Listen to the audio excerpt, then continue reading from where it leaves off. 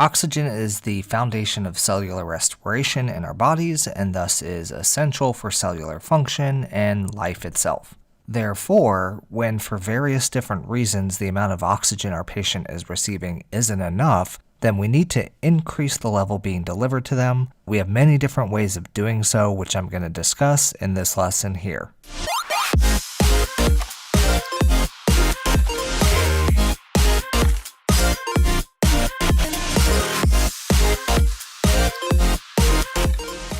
Alright you guys, welcome back to another video lesson from ICU Advantage. My name is Eddie Watson, and my goal is to give you guys the confidence to succeed in the ICU by making these complex critical care subjects easy to understand. I truly hope that I'm able to do just that, and if I am, I do invite you to subscribe to the channel down below. When you do, make sure you hit that bell icon and select all notifications so you never miss out when I release a new lesson. As always, the notes for this lesson as well as all the previous videos are available exclusively to the YouTube and Patreon members. You can find links to join both of those down in the lesson description below. Also, don't forget to head over to icuadvantage.com or follow that link down in the lesson description to take a quiz on this lesson, test your knowledge while also being entered into a weekly gift card. As well as don't forget that you can help support this channel through the purchase of an ICU Advantage sticker. Again, those are found at the website icuadvantage.com/support, link down in the description. As I just mentioned, oxygen is the key component in cellular respiration. So this is where primarily glucose, but also lipids and proteins are broken down and usable energy is extracted via the electron transport chain, of which oxygen plays a critical role. Without it, we cannot get ATP production via this route, which really produces the most usable energy. This ATP is then used to power all the cellular processes that our body requires in order to keep functioning. If our patients are in a state of hypoxia, then they're at risk of impairing this much needed ATP production. Especially for our high consumers such as the brain and the heart, this can really prove disastrous very quickly. We need to be constantly monitoring our patients' oxygenation, primarily through their SpO2, and then ensuring that we are delivering enough oxygen to meet their needs and ensure that this vital ATP production continues to go on. Depending on their need, we have many ways and levels of oxygen that we can deliver to them. So let's actually talk about some of the different oxygen delivery devices. Depending on the situation and the patient's needs, we really have a variety of different devices that are at our disposal to use. Working in the ICU, you will become very familiar with these, and it is important to understand the differences in the amount of oxygen that's delivered, as well as when to use each of them. We can, in a way, think of these different devices as levels of different support, with each having the ability to adapt our delivery amounts with each device.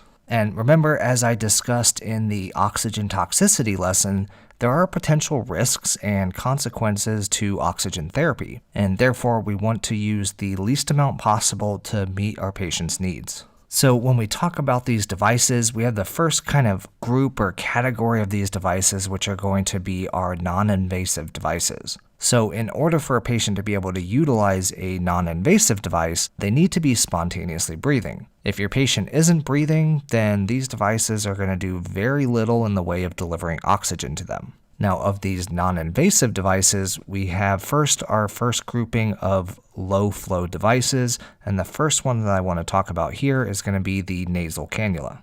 So this here is the bread and butter of oxygen delivery, and certainly the most common one that you'll use. Many of our patients in the ICU are going to require oxygen support, and this is often used when their needs are pretty low. This device has two prongs that do go in the nostrils, and then the tubing wraps around their ears, kind of comes back underneath their chin, and sort of rests on their neck. We do want to make sure though that this is not too tight, and we do want to be doing our preventative care and potentially cushions to prevent pressure injuries, especially back around behind the ears. The nasal cannula is capable of delivering anywhere from 1 to 6 liters per minute of flow of oxygen through it, and this comes out to about 24 to 44% FiO2, really kind of depending on the manufacturer. The flow is limited though, so turning the regulator above 6 liters per minute is really not going to increase the flow through this device. Now, the nasal cannula can be combined with humidification for patient comfort and really to prevent drying out that nasal mucosa. Really, humidification should be used anytime we're at or above 4 liters per minute of flow. And our nasal cannula can still help deliver oxygen to our quote-unquote mouth breathers, but especially heavy mouth breathers and those who have blocked nasal passages, that the nasal cannula really might not be a good choice. So what I really want you to think of when you're thinking of the nasal cannula is think of this as the go-to for our basic oxygen needs. If your patient just isn't getting enough oxygen from room air alone, then this is probably going to be your first go-to as long as they're not massively desatting. This also will probably be the last stop of oxygen support that the patient will get before they transition back to room air.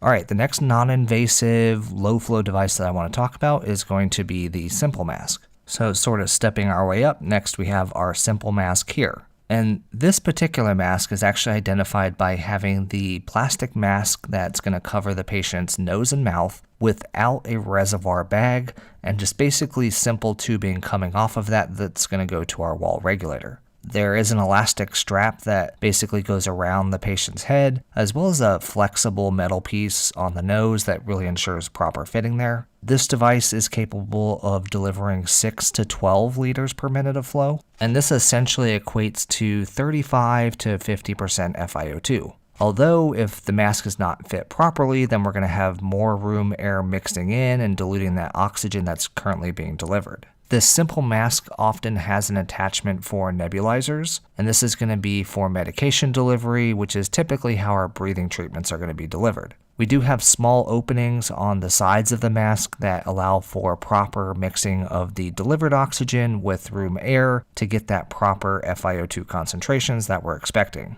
These holes also allow for CO2 to escape. So that being said, it's important when we're using the simple face mask that we have a minimum of 6 liters of flow that's being delivered through there, and this is going to ensure that the CO2 is flushed out of the mask and not rebreathed back by the patient. So if we're running this at less than 6 liters per minute, that CO2 is going to get trapped in there and that patient is going to be rebreathing that back in, which obviously potentially is not good for them. Now, this mask can deliver slightly more oxygen than a nasal cannula, but is more preferred for our heavy mouth breathers. So it's often used initially after extubation for surgical procedures, so like PACU or if you're recovering your patient in your room after surgery. It is more intrusive though than the nasal cannula, so some patients really may not like having this mask fitting over their face. Alright, the next non-invasive low-flow device I want to talk about is going to be the Venturi mask. And these are like simple masks, but they are capable of delivering precise concentrations of oxygen. So the oxygen tubing actually attaches to a special connection that is either adjustable by twisting it or replacing a part in there. And these adjustments basically change the size of the hole that allows room air to come in and mix with the delivered oxygen, allowing us more precise control over the delivered amount of oxygen to the patient. So all of this really varies based on the manufacturer, but on average, these are capable of delivering anywhere from 4 to 12 liters per minute of oxygen, and this equates to 24 to 60% FiO2. So with this device, we can deliver even more oxygen at the higher end, but really I want you thinking of this as your fine control of oxygen needs for your patient. You can really dial in exactly the FiO2 that you want and ensure that you have precise delivery of that amount to the patient. All right, next I want to talk about really what we do for patients with trachs, at least when it comes to non-invasive oxygen delivery. And there's really 3 different pieces of equipment that we use. We have our T-piece, our trach collar, and our trach shield. And so essentially these devices are going to deliver oxygen around the opening of the tracheostomy, but it is still going to be a passive, non-invasive way of delivering this oxygen. They essentially work by using blow-by, essentially. So the trach collar is more contained around the trach, while the trach shield is sort of a more open and less precise way of delivering that oxygen. Both of these, though, don't use a direct connection to the trach. The T-piece, though, does have a direct connection on there and does deliver the most precise oxygen to the patient. For all of these devices, though, they do have to be used with humidification, as the trach is bypassing the mouth and the nose, which does provide that natural humidification of air. Now for these, when they hook up to the wall, they hook up to that humidification, and then they often have a Venturi-like device for controlling how much oxygen is being delivered. And again, this usually ranges from 4 to 12 liters per minute, equating to anywhere from 24 to 60% FiO2. All right, so another non-invasive low-flow device that I want to talk about is going to be the face shield or the face tent. And this is really the same concept as the trach shield, where you sort of have this shield or tent around the patient's face that the oxygen is going to come into and fill that area around the patient's face, providing the concentrations that we want to deliver to them. The only difference here is this is obviously for patients who have a normal airway versus this type of device in and around the patient's trach.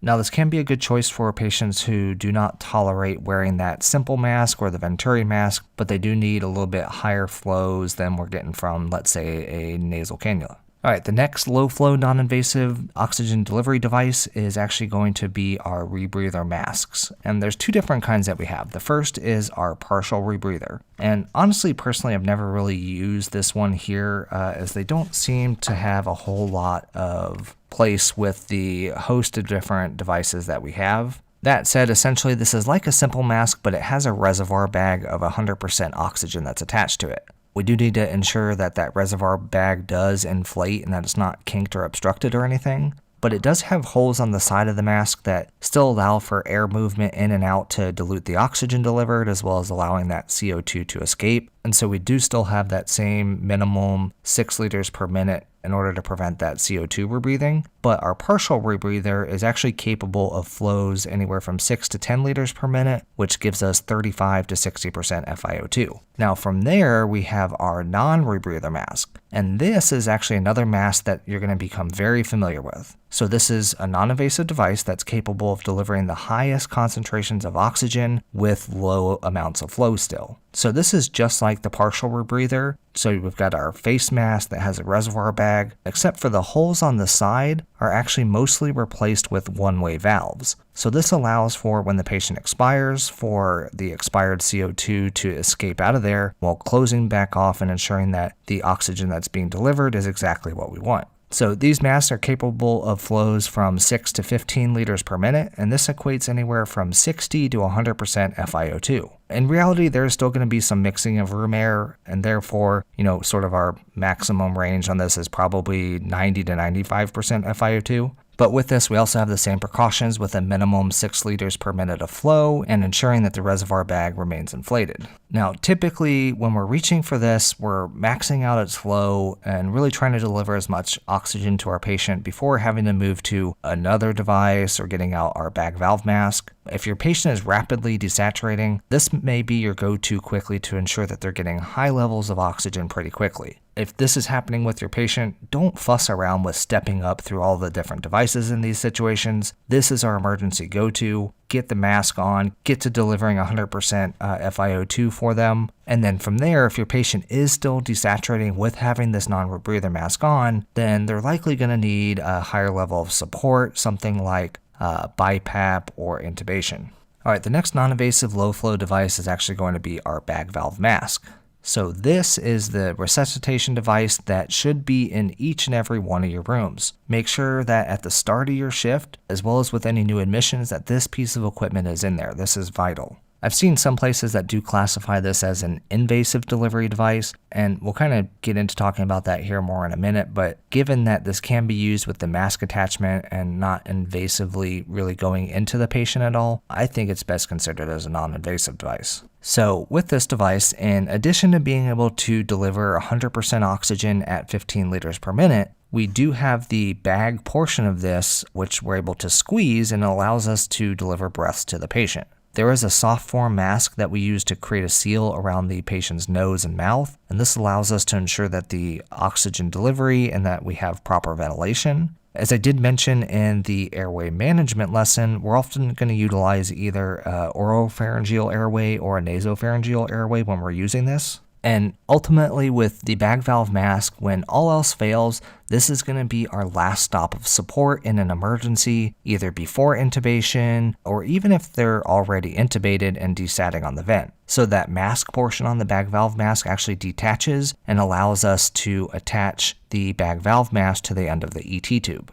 Alright, so now staying within our non-invasive devices, we do transition from our low flow devices to our high flow devices. And the first of these is actually the high flow nasal cannula. And so I'll probably do a future lesson on these, but the basics are that this is a special type of nasal cannula that allows for a very high flow and oxygen delivery. So depending on the manufacturer, they can deliver up to 40 to 60 liters per minute of flow and up to 100% FiO2. We do have adjustments for both the FiO2 being delivered via an oxygen blender, as well as adjustments for the flow rates that are being delivered. Now, because of these high rates of flow, even if someone is a mouth breather, that this device is going to work just fine. There is also some thought that at our higher flows, we can actually achieve some physiological PEEP to help with the oxygenation. Now, these devices must be humidified and also have controls to adjust the temperature of the air being delivered,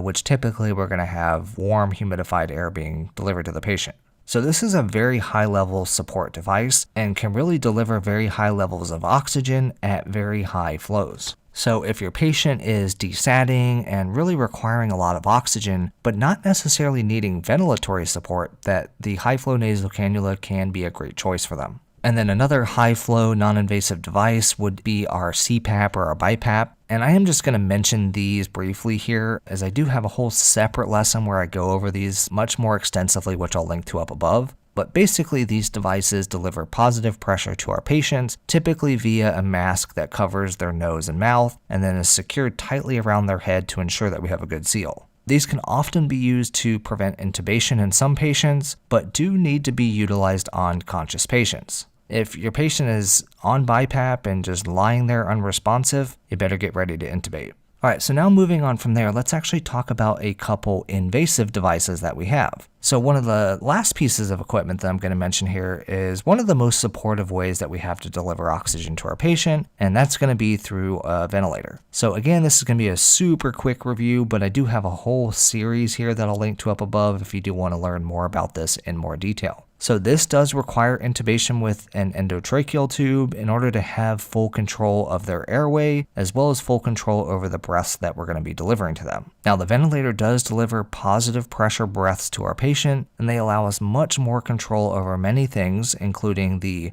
rate and size of these breaths, as well as the percentage of oxygen that's being delivered, which of course we can go all the way up to 100% FiO2.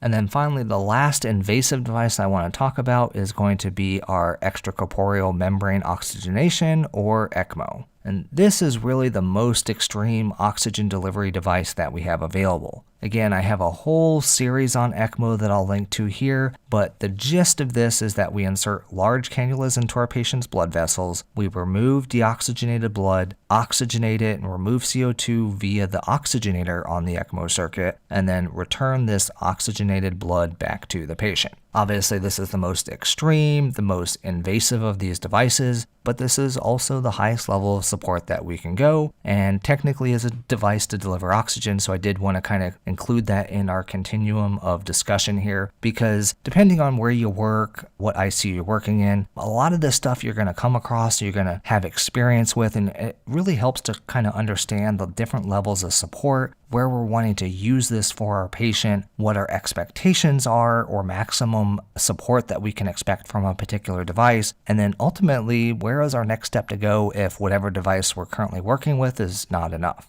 So I hope that you guys found this information useful. If you did, please leave me a like on the video down below. It really helps YouTube know to show this video to other people out there, as well as leave me a comment down below. I love reading the comments that you guys leave, and I try to respond to as many people as I can. Make sure you subscribe to this channel if you haven't already, and a special shout out to the awesome YouTube and Patreon members out there. The support that you're willing to show me and this channel is truly appreciated, so thank you guys so very much. If you'd be interested in showing additional support for this channel, you can find links to both the YouTube and Patreon membership down below. Head on over there and check out some of the perks that you guys get for doing just that, as well as check out some of the links to other nursing gear, as well as some awesome t-shirt designs I have down there as well. Make sure you guys stay tuned for the next lesson that I release. Otherwise, in the meantime, here's a couple awesome lessons I'm going to link to right here. As always, thank you guys so much for watching. Have a great day.